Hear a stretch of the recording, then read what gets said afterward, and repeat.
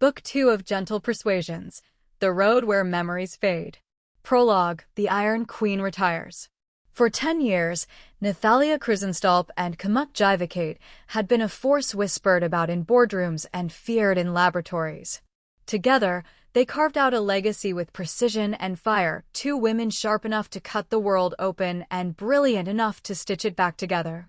On a rare London morning, where the sun slips shyly through the clouds as if asking permission, Nathalia pulled Kamuk close, her lips brushing the shell of her ear.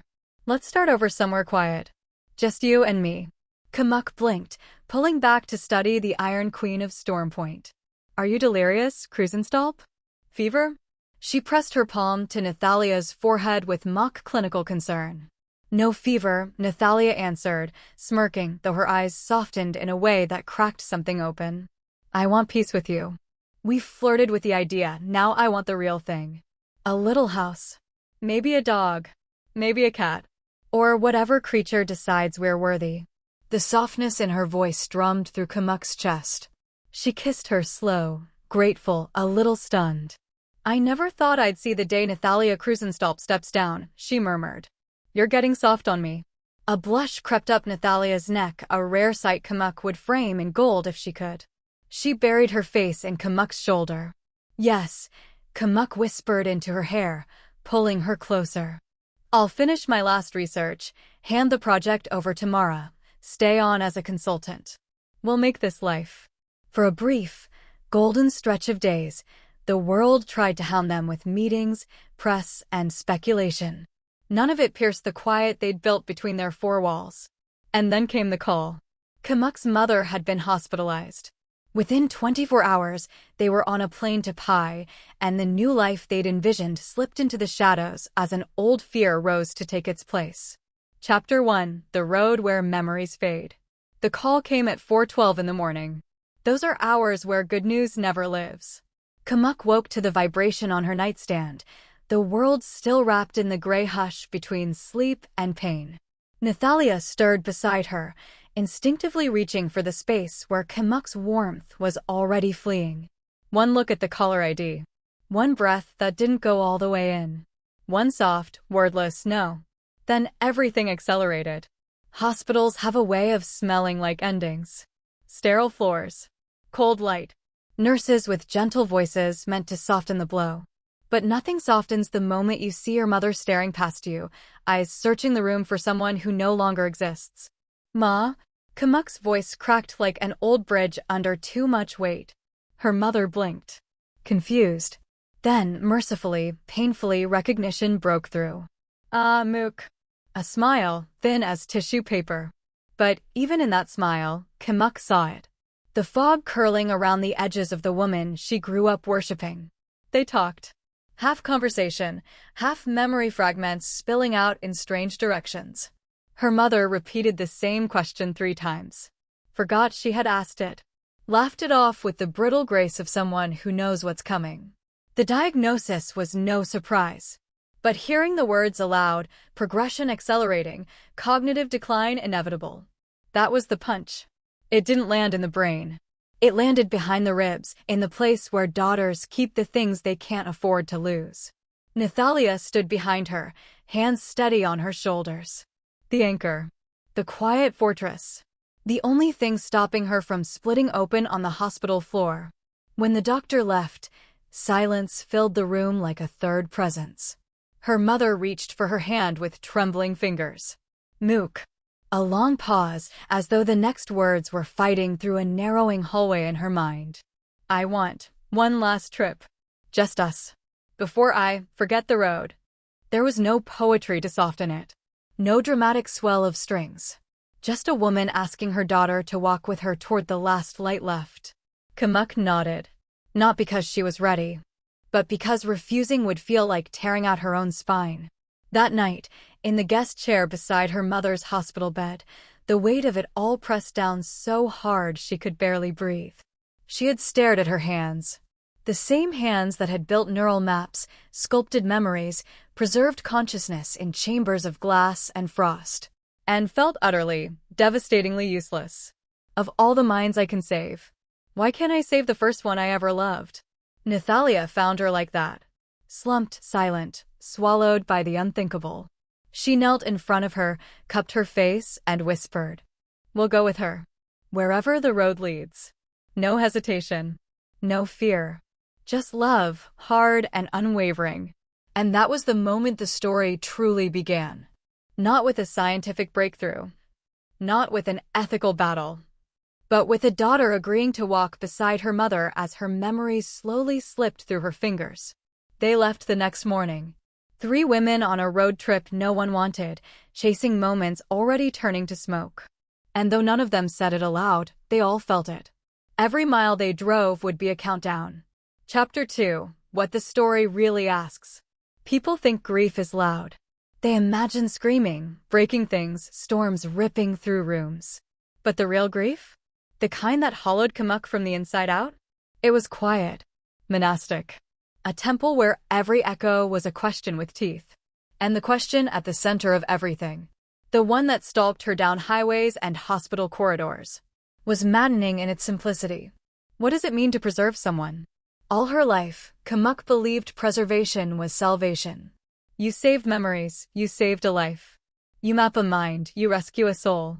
Storepoint preached it like gospel. The boardroom liturgies were always the same. Data is legacy. Memory is immortality. The chamber is the future. But here, on this impossible road trip, sitting beside the woman who taught her how to read, how to cook rice over a coal stove, how to stand up straight in a world that wanted to bend her. None of that made sense anymore. Because her mother wasn't data. She wasn't a neural map. She wasn't a sequence of electrical pathways. She was laugh lines from late-night snacks. The way she used to hum when she swept the kitchen. The warm slap on the arm when she scolded her for staying out too late. And none of that could be uploaded. Captured. Frozen. Not really. So, the question grew claws and clung to her ribs. If you save the brain but lose the woman, have you saved anything at all? Nathalia watched the storm eat her alive. She heard the muttered equations. Saw Kamuk whispering hypotheses under her breath like prayers. Felt her shaking at night when she thought she was sleeping. But Nathalia didn't offer answers. She offered space. A steady hand on the wheel. A presence that said, "You don't have to solve this to be worthy." Still, the internal war raged. On one side, the scientist who could not abandon her life's work. Her brilliance. Her responsibility. The technology that could change humanity. On the other, the daughter who had promised a dying woman freedom from the very salvation she'd spent a decade creating. Every time her mother forgot her name, the scientist screamed, "You can save her. You have the tools. You can cheat this." And every time her mother looked at her with a clarity that broke the sky, the daughter heard, "Let me be me until I can't." The story wasn't asking whether memory should be preserved. It was asking whether memory deserved to be preserved. Whether clinging to echoes was bravery, or fear wearing a lab coat. Whether saving someone at all costs meant erasing the dignity of their ending. Kamuk realized something brutal on the 3rd night of the trip. Sorrow isn't the opposite of love. Preservation isn't the opposite of loss. The opposite of both is control. She wanted to control the decline. Control the forgetting. Control the outcome. Control the last flicker of the woman who raised her. But love, real love, doesn't control. It witnesses. It stays. It walks beside you as you fall apart, even when every instinct screams to hold you together by force. So, when she looked at her mother sleeping in the motel bed beside her, breathing shallowly, hair thin against the pillow, fingers twitching like she was grasping at something in a dream, the truth struck with the elegance of a blade. Preservation isn't about keeping someone alive. It's about honoring who they are. And who they choose to be.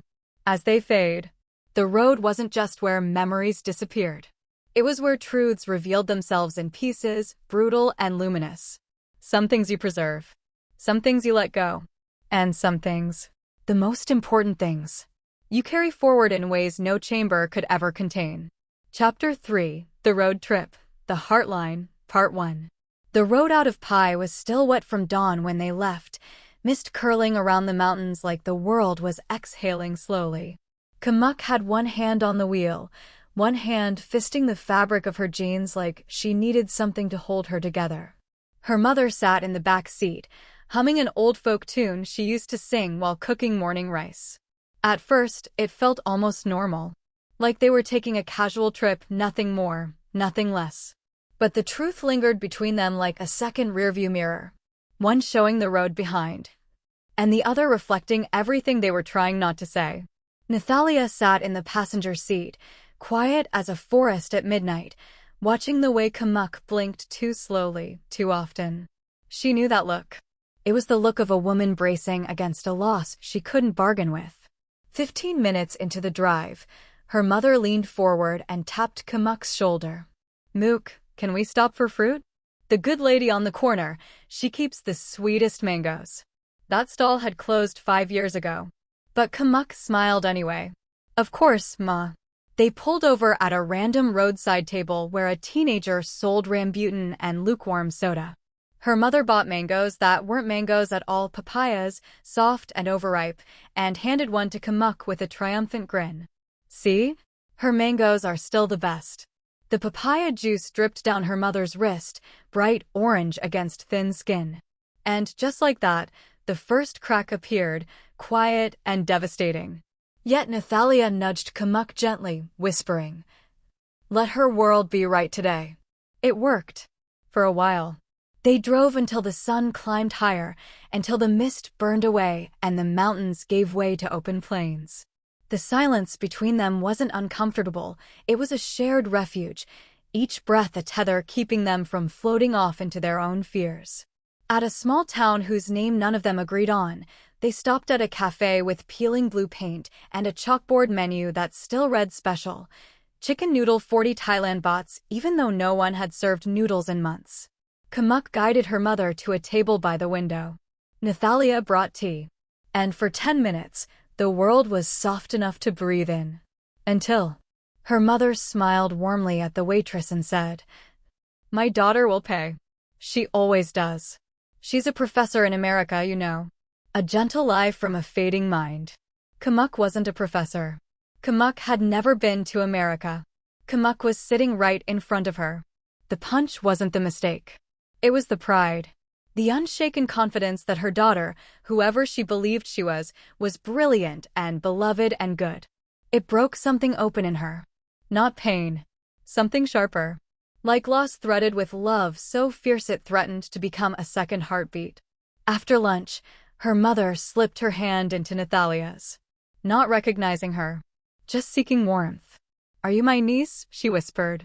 Nathalia didn't even flinch. She squeezed her hand and answered with a soft, steady, "Something like that." And when her mother turned away again, humming at the window, Nathalia looked at Kamuk as if to say, "Let me be whatever she needs. I'm here. I won't break." They drove again. Farther. Quieter. Deeper into the road where time stretched thin and memories snapped like twigs underfoot. Near sunset, they stopped at a viewpoint overlooking the river. Golden light spilled across everything, softening the edges of the hardest day of Kamuk's life. Her mother leaned her head on her shoulder and whispered, "Thank you for bringing me. I know it's not easy, carrying me." "I carry you because I want to," Kamuk whispered back. It didn't matter if her mother forgot the moment an hour later. Because in that instant, in that thin slice of clarity, her mother was herself again. Whole. Present. Loving. The road would take that from her soon enough. But for now the world allowed them a small, luminous grace. The first night of the journey ended in a motel where the paint peeled like abandoned wings. But the beds were clean, the shower hot, and Kamuk's mother fell asleep humming the same old song from the drive. Nathalia kissed Kamuk's temple and whispered, "You got through day one." It wasn't a victory. It wasn't even relief. But it was survival. And tonight, that was enough. Chapter 3, The Road Trip, The Heartline, Part 2. By the second morning, the road felt heavier. Like it had learned their names and decided to test their thresholds. Her mother woke up confused, clutching the floral motel pillow like it was a child she had lost in a crowd. "Mook, where's your father? He should have been back by now." Kamuk froze mid, coffee pour. Her father had died 20 years ago. But Nathalia stood up first, her voice warm enough to soften the world. He stepped out for fresh fruit, May. He'll meet us on the road. A lie, yes. But a kind lie, the kind that stitches the moment closed so it won't bleed too much. Her mother relaxed instantly. He always liked mornings. Kamuk swallowed hard, nodding too fast, like she could anchor reality with motion alone. The next stretch of road cut through forest, long and winding, sunlight flickering through branches like a broken metronome. The hum of the tires on asphalt should have been calming, but every sound felt razor-edged to Kamuk.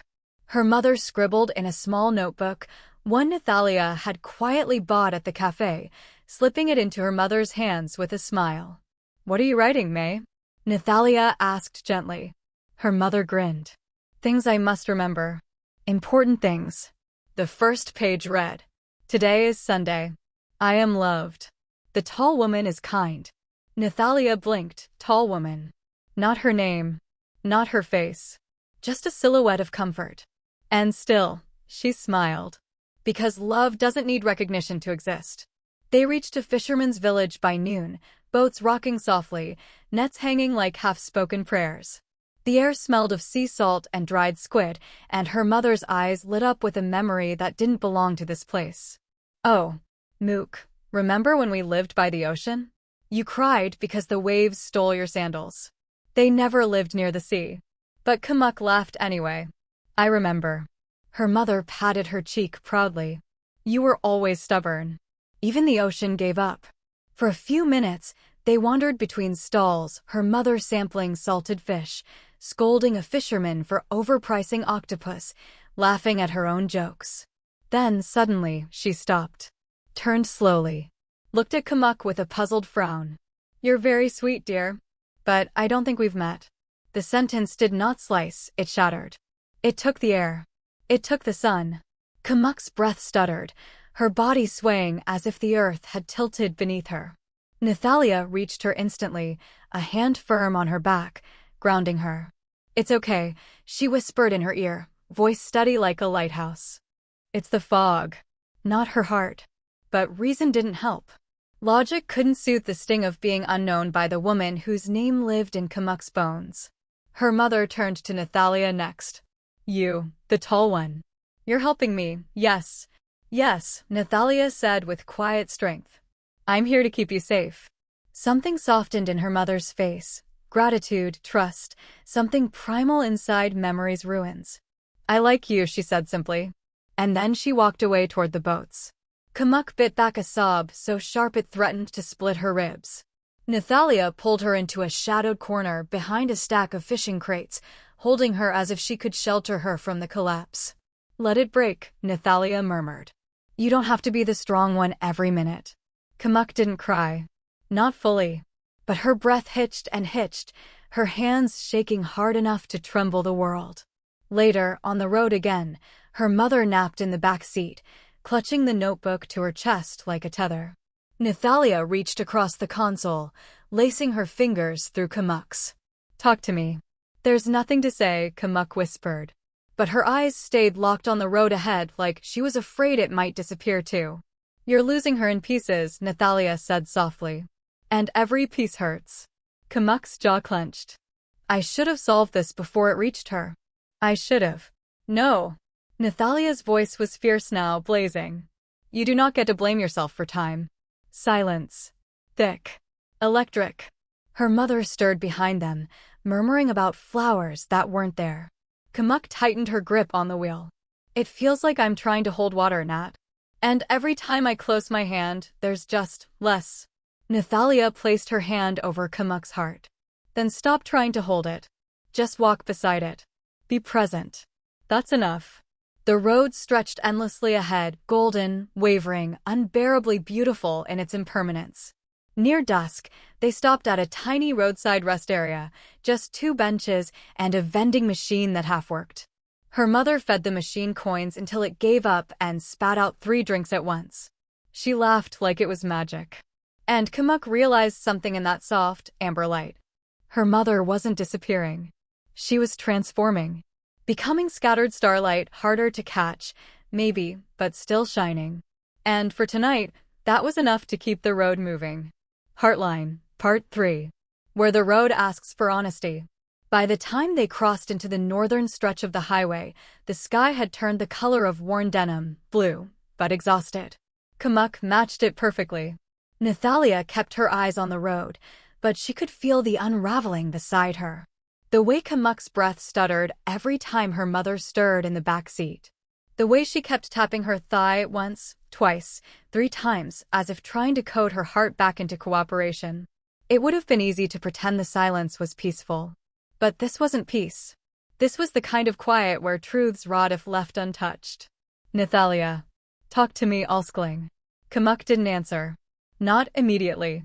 Her jaw worked like she was chewing stones. Finally. Kamuk. I don't know who I am on this road. There it was. The stone at the center of her chest. She stared at the windshield like it was a mirror, like she expected it to answer her. Kamuk. At Storm Point, everything made sense. I made sense. I knew what I was building, what it meant. But here, out here, every time she forgets something, every time she doesn't know where she is, I can't hide behind the science anymore. It's just me. And I don't think I'm enough. It took Nathalia a second to breathe properly. Because that wasn't a fear, that was a wound talking. She tightened her grip on the steering wheel, just to keep her hands from reaching for Kamuk too quickly. Nathalia. Enough for who? Kamuk didn't blink. Kamuk. For her. For the woman who raised me. For the one person who deserved a stronger daughter than this. Nathalia swore under her breath, soft, Swedish, almost a prayer, and pulled the car onto the gravel shoulder. The sudden stillness made the air heavier. She turned fully to Kamuk. Nathalia. Look at me. Kamuk did. And God, she looked wrecked, like someone who'd been fighting their reflection for years and finally lost. Nathalia. You think strength is making miracles in a lab. You think strength is controlling everything so nothing hurts. But that's not strength, Jartat. That's fear. Kamuk flinched. She didn't deny it. Nathalia leaned closer, her voice dropping into that low register she only used when something mattered. Nathalia. You want to know what I see? I see a daughter who carries her mother across continents because she refuses to let her disappear alone. I see someone who breaks quietly because she thinks loud pain is selfish. I see someone who shows up every minute she can. Even when her heart is in pieces, even when every cell in her body wants to shut down. Her hand hovered, then landed gently on Kamuk's trembling knee. Nathalia. That is enough. It was always enough. You think she doesn't know who you are? Kima, even when she forgets your name, she remembers you. Your presence. Your rhythm. Your soul. That's what she's holding on to. Kamuk's breath collapsed. Not a sob, those come later. This was the sound someone makes when a truth slices open the lie they've been clinging to. She whispered it, barely audible. What if I lose her before we get there? Nathalia didn't hesitate. Then she will leave holding your hand, not your invention. And that is what she would want. Silence. A heavy, necessary silence. Her mother stirred in the back seat then, softly, dreamily, murmuring Kamuk's childhood nickname. Just once. Barely a breath. But it shattered her. Kamuk folded forward, covering her face, shoulders shaking, finally letting herself cry without calculation, without dignity, without needing to be the mind that solved everything. Nathalia pulled her close, not to fix, not to soothe, but to bear witness. Because sometimes the bravest moment in a person's life is the moment they stop pretending they're not breaking. And on that gravel shoulder, under a sky that finally gave up pretending it wasn't tired, Kamuk let the road strip her down to the truth. She was terrified. She was grieving. She was human. And for the first time, she wasn't hiding from any of it. Heartline, Part 4. The Lucid Night. Night fell quietly over the small lake they found tucked between pines and mist. The air smelled of wet earth and smoke from a distant chimney. Kamuk parked the car on the gravel, the tires crunching softly like a whisper that could wake the world. Her mother sat in the back seat, staring at the reflection of stars in the water. For a moment, she didn't fumble for names. She didn't misplace her thoughts. She simply was. Mook, she said, voice soft but unwavering. The sound carried across the car, across the road, across the miles they had driven.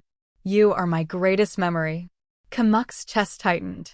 Her hands, still gripping the wheel, trembled as if the stars themselves were pressing down on them. Her mother's eyes glistened with the clarity of someone who'd been through fog and finally saw solid ground. But not the one I want saved, the one I want to feel while I still can. Kamuk swallowed. Her throat locked. No machines. No chambers, her mother whispered. Promise me you won't put me in that machine. The weight of it, everything they'd carried on the road, everything she'd carried inside, descended in a single, crushing beat. Kamuk broke. Collapsed forward slightly, pressing her forehead against the steering wheel, feeling the dry, cool leather burn against her skin. She whispered, barely audibly, I don't know how to save you, and you're asking me not to. Nathalia's hand was there immediately, gripping her shoulder, steadying her, grounding her. You don't have to save her. You only have to love her. A pause. A breath that swallowed the night. Her mother reached out, tiny fingers brushing Kamuk's cheek. I know you will, Mook. You always do. And then, slowly, she leaned back, eyes closing. Sleeping, finally. Safe in the moment, unaware the road ahead would be heavier still. Kamuk and Nathalia sat there for a long time, silent except for the occasional rustle of leaves in the dark. The universe outside felt immense, unyielding, and heartbreakingly beautiful. Nathalia finally whispered, She is still here. And you are still here. That's enough tonight. Kamuk nodded, letting the tears come this time. No fight, no intellect, no equations. Just presence. Just grief. Just love. And in that lake's reflection, fractured by the wind and by everything they had lost and everything they still had, Kamuk glimpsed a truth she hadn't let herself admit. Some moments don't need saving. They only need holding. As they slip through your fingers. Like gold dust against the dark. Heartline, Part 5. The breakdown at the cliffside. The morning came pale, gray, as if the world itself had been drained of color. Kamuk drove along the cliffside highway, salt spray misting the windshield, the ocean roaring below like a memory trying to claw its way back. Her mother was silent, staring out at the horizon with eyes that flickered between comprehension and confusion. Suddenly, her mother turned, panic flashing. Where am I? Kamuk's hand tightened on the wheel until her knuckles whitened. Her mother's voice, trembling, small, utterly unmoored, hit like a physical blow. Why am I here? Who are you? Every instinct screamed, fix it. Solve it. Save it. But there was no fix. No solution. No way to control the storm that had been building for years, now unleashed in real time. Kamuk's mother began to shake. Her breaths came fast and shallow. She looked at Kamuk, and then away, disoriented, lost in a world Kamuk had tried to map with her mind and her heart. Kamuk pulled the car to the shoulder, the engine ticking down in the silence. She didn't move at first. She couldn't. Her body folded in on itself as if it were trying to contain the collapse. Nathalia's presence was immediate. Hands steady on Kamuk's shoulders, voice a low anchor. You don't have to hold her together. You just have to be here. Her mother's trembling grew. She called out, barely coherent, Nurse. Nurse, help me. I don't know. Kamuk got out of the car slowly and knelt beside the passenger door, breath hitching, whispering her name, guiding her mother gently, her fingers trembling as they brushed over thin skin. You're here. I'm here. You're safe. Her mother's eyes met hers for a heartbeat, confusion softened by a glimmer of recognition. And then the panic returned, tidal and fierce, crashing over them all. Kamuk collapsed fully outside the car, hands gripping the gravel, shoulders shaking violently. The sky seemed to stretch and twist with her grief, indifferent and endless.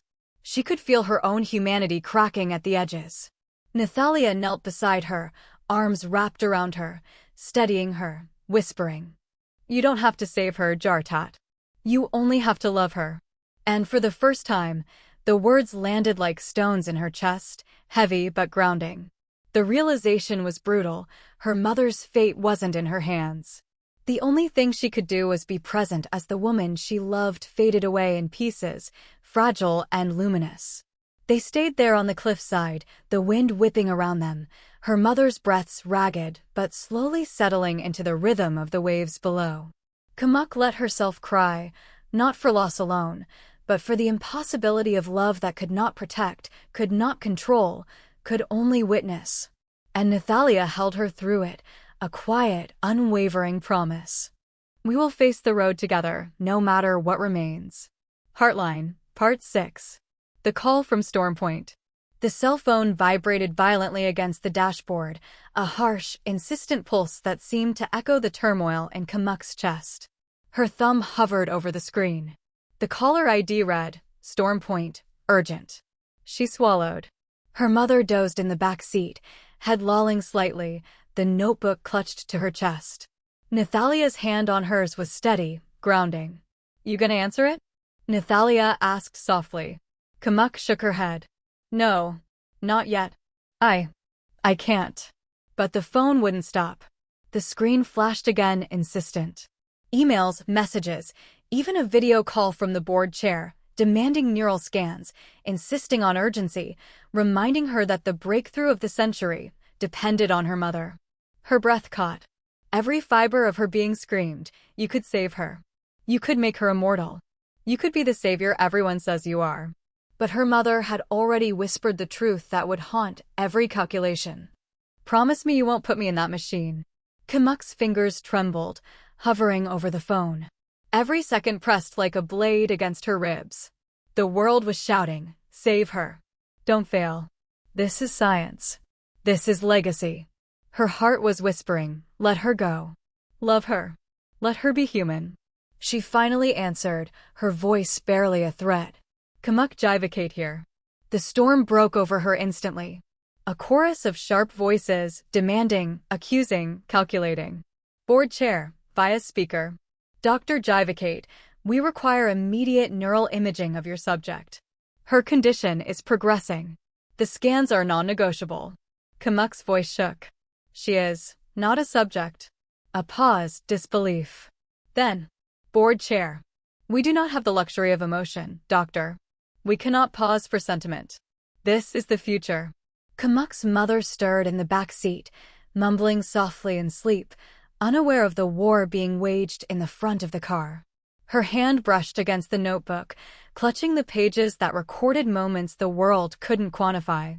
Kamuk's jaw clenched, eyes sharp, voice steadying despite the storm. I will not betray her. She is my mother. And she is human. You will not turn her into data. The line went silent. A shockwave passed through the car. Nathalia's hand tightened over hers. For a moment, there was only the wind, the waves, and the sound of Kamuk's mother breathing, slow, soft, alive. Kamuk exhaled. I promised, she whispered to herself. And I will keep that promise. Nathalia leaned over, brushing hair from her face. You did it, she said softly. You chose her. Not the project. Not the board. Not the so-called future. Just her. Her mother shifted in the back seat, murmuring, Thank you for letting me stay, human. Kamuk felt the weight in her chest lift slightly. Not gone. Not healed. But a fragile space opened, a space where love could exist without compromise. And in that moment, she realized. The world could demand perfection, immortality, breakthroughs, accolades. But the human heart is not a machine. It cannot be uploaded, preserved, or quantified. It can only be loved. Nathalia slid her hand into hers, fingers intertwining. We're still on the road, she murmured. And we'll face everything together. Kamuk nodded. And together, they drove forward into the coming night, the cliffside shadows curling like hands around the edges of their hearts. But for the first time, the weight was shared.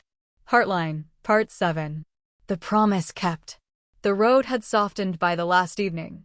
A horizon dipped in violet and rose stretched before them, the kind of quiet that makes your chest ache with beauty. Kamuk parked near a small clearing beside a lake, the same one where the lucid night had unfolded. Her mother sat on a blanket Nathalia had spread, the notebook resting in her lap. She looked fragile, yet luminous, as though every memory, every laugh, every tear had been distilled into her bones. Kamuk knelt beside her, brushing a stray lock of gray hair from her mother's face. "I'm here," she whispered. "I promised." Her mother's eyes glistened, recognition blooming fully now. "I know, Mook. You've kept your promise."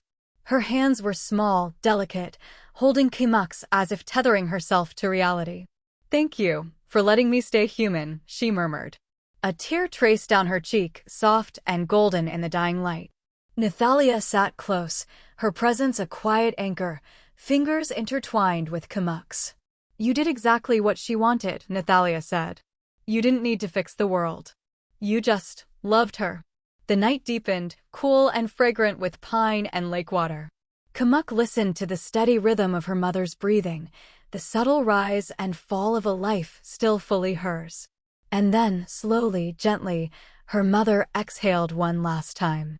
Her hand relaxed in Kamuk's, a whisper of warmth lingering where love had been held. No machines. No digital ghost. No preservation beyond what mattered, the human heart. Kamuk felt a raw emptiness, sharp and cutting, but it was accompanied by a strange, fragile peace. She looked to Nathalia, who nodded, understanding the depth of grief and the weight of honor. For a moment, the world held its breath.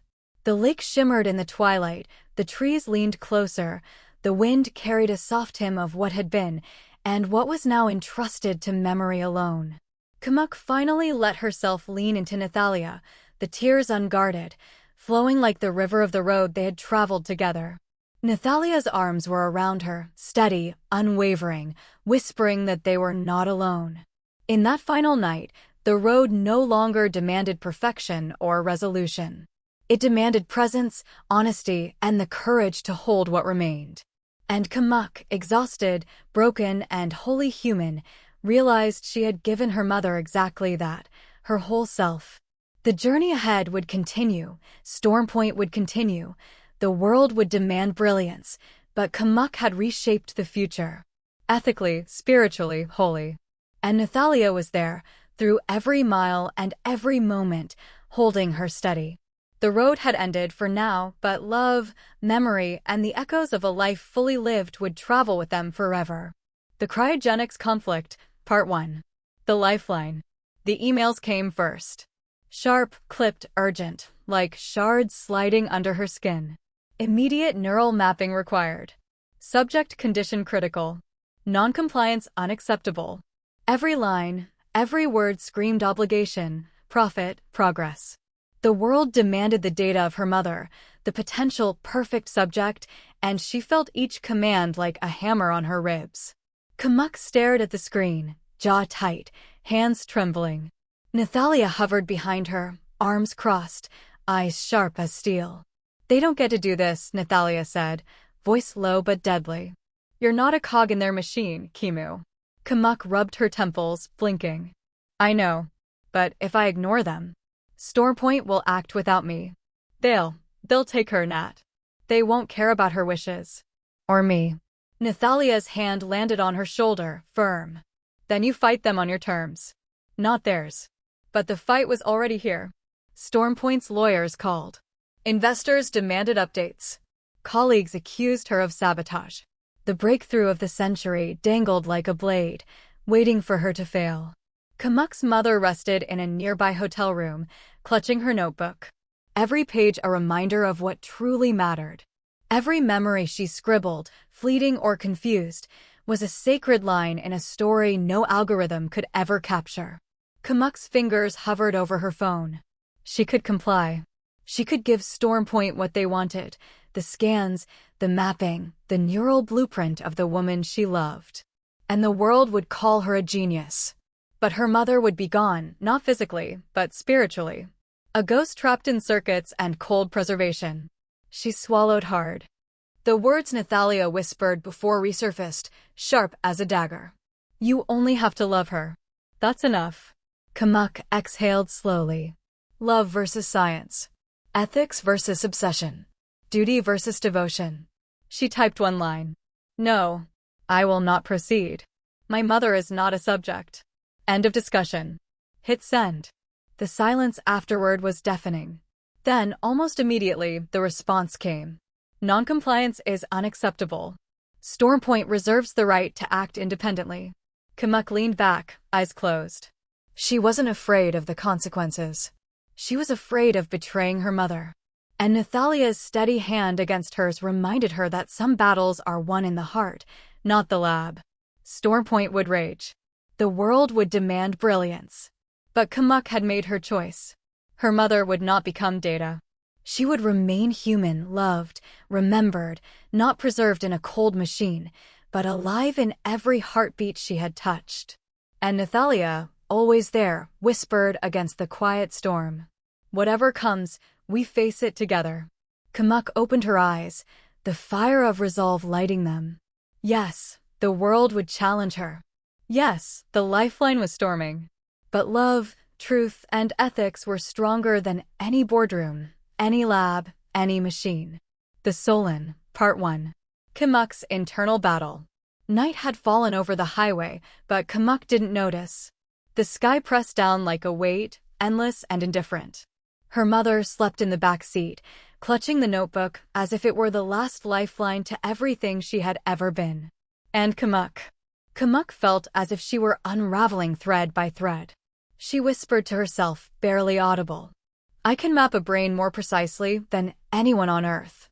But I can't hold on to the woman who gave me mine. Her hands trembled on the steering wheel, though the car was parked. She thought of Stormpoint, their emails, their threats, their cold insistence that brilliance was her duty. They say memory is data, she murmured. They have never lost someone. The words tasted like ash in her mouth. Nathalia's presence was close, warm, grounding, but even she could not enter the labyrinth of Kamuk's grief entirely. This was hers to walk. This was hers to bleed through. Kamuk leaned back, eyes closed, letting the tears fall, unbidden, unrestrained. If I save her mind without her soul, what am I saving? The question echoed through her skull like a mantra. It wasn't theoretical anymore. It wasn't research. It was personal. A daughter's horror. A scientist's failure. She thought of her mother laughing in childhood kitchens, singing lullabies that had faded from her own memory. She thought of the first time she realized the brilliance of Nathalia, the way love could carve a path through any storm.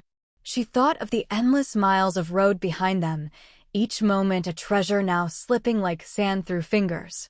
Kamuk whispered to the dark. I can give her the world, but I can't stop her from leaving. I can build immortality, but I can't hold on to the woman I love. I can save Data, but not a life. Nathalia leaned closer, voice a murmur against her temple. You're not alone, Kimu. You're enough. But enough wasn't comfort. Enough was a fragile tether to sanity. Kamuk's chest ached with the weight of a love that demanded more than she could give. Her grief was a river she had no bridge to cross. Her longing was a storm with no harbor. Her loyalty, her mother, her work, Nathalia, pulled her in 3 directions at once. She opened her eyes. The highway stretched ahead, endless and dark. Every light a reminder of choice. Every shadow a reminder of loss. I am human, she whispered. And I will fail. And I will love. And I will carry her as far as I can. The road outside was empty, but inside her chest, the world roared. Every mile forward was a confession. Every breath, a surrender. Every heartbeat, proof that she would never stop loving, even if it tore her apart. And in the silence, in the weight of grief and devotion, she realized, there is no preservation that matters more than this. There is no immortality greater than the raw, burning, fleeting human soul. And for the first time in days, Kamuk exhaled, letting herself feel everything: the love, the fear, the heartbreak, the fire inside her. She was a daughter. She was a scientist. She was human. And in that, there was a strange, undeniable power. The turning point. Scene 1. The lucid night. The night air was crisp, carrying the scent of pine and distant rain. They had camped near the lake, the water black and reflective under the moonlight. Kamuk's mother stirred, and for a moment, clarity bloomed in her eyes like dawn breaking over a storm-tossed sea. She reached out, frail fingers finding Kimuk's face. "You are my greatest memory," she said, voice trembling yet anchored in truth. "Not the one I want saved, the one I want to feel while I still can." Kimuk felt her chest tighten. Her mind screamed, her heart shattered. The thing she could never calculate, the sheer force of human will and desire, was laid bare in one fragile sentence. Her mother continued, "Promise me you won't put me in that machine." Kimuk's hands shook as she took hers, holding on like it was all she had left of the world. I promise," she whispered, tears slipping unbidden. "I will not betray you. Not now. Not ever."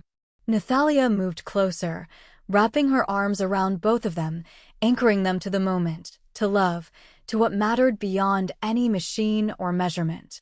Her mother leaned back, eyes closing, sleep finally claiming her again. And in the silence that followed, Kimuk realized love, presence, and choice were stronger than any promise of preservation. Scene 2. The breakdown at the cliffside. The next day, the cliffs rose like the edge of the world. The wind tore at their jackets, whipping the salt of the ocean into their faces. Her mother looked around, confusion clouding her eyes. Where am I? Who are you?" Panic flooded her voice, a tidal wave of fear. Kimuk's stomach dropped, chest constricting. Her mother was slipping away, piece by piece, memory by memory. Kimuk's hands moved instinctively, brushing her mother's hair back, murmuring, "I'm here. You're safe." But the world outside pressed in, and every instinct to fix was useless. Her mother's recognition faltered, her voice shaking, calling for someone who didn't exist. Kimuk collapsed onto the gravel, shoulders heaving, body trembling like dry wood in a storm. Nathalia knelt beside her, hands steadying her, voice soft but unyielding. "You don't have to save her. You only have to love her." The wind screamed around them, and yet inside that chaos, Kimuk understood. She could not control this. She could only hold, witness, and love. Her mother's fear slowly settled into exhausted sleep, and Kimuk sat on the edge of the cliff, staring into the endless ocean, the weight of grief and devotion pressing down like stone. Scene 3. The call from Storm Point. Kimuk's phone buzzed violently, a harsh intrusion into the fragile bubble of their road. Storm Point demanded action scans, neural mapping, data. Her mother's mind was a prize in the eyes of the world. Kimuk's jaw clenched. Her mother had asked her not to turn her into a subject. Love and duty collided violently inside her. If she gave in, she would betray everything that had been sacred. If she refused, the world would rage, Storm Point would threaten, and her career might end. She answered, voice low but resolute. "My mother is not a subject. I will not proceed." Silence. Then fury. Then the board's insistence. "Noncompliance is unacceptable." Kimuk exhaled, chest burning. The world could demand brilliance, breakthroughs, and immortality. But she had chosen love, humanity, presence. Her mother slept in the back seat, breathing softly, the notebook clutched to her chest. Kimuk reached over, fingers entwined with Nathalia's, feeling the quiet strength of shared devotion. "I will not betray her," she whispered.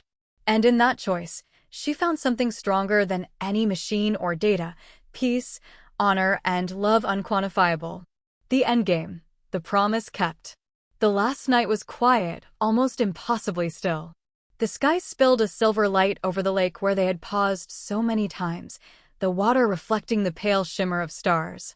Kimuk sat beside her mother, fingers gently holding hers, tracing the fragile lines of time etched into skin. Her mother's breathing was slow, measured, a rhythm that seemed to echo the pulse of the world itself. "You kept your promise," she whispered, eyes half-lidded, shimmering with recognition and love. "I am grateful.